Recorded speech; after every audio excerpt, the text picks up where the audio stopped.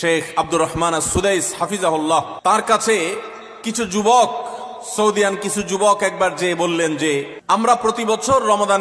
রমজান আসার আগেই প্রস্তুতি নেই মানসিকভাবে যে আমরা এবার রমাদানে অনেক ইবাদত বন্দি করব, কোরআনটা খতম দিব,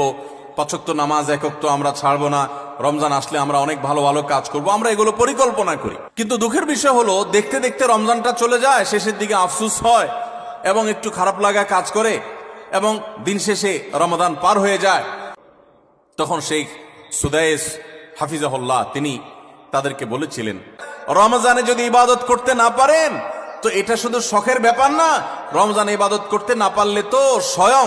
নবী সাল্লাল্লাহু আলাইহি সাল্লাম এবং জিবরিলের বদদুয়ার ভাগীদার হবেন। বাউদামান আদরাকা রমাদান ফালাম ইগফারলাহ ওয়ালাম ইগফারলাহ, যে ব্যক্তি রমজান পেল অথচ তার রমজানের গুনাহ খাতাগুলোকে মাফ করাইতে পারলো না, আল্লাহর রহমতের ভাগীদার হতে পারলো না, এ তো কপাল পোড়া, এ ধ্বংস অনিবার্য।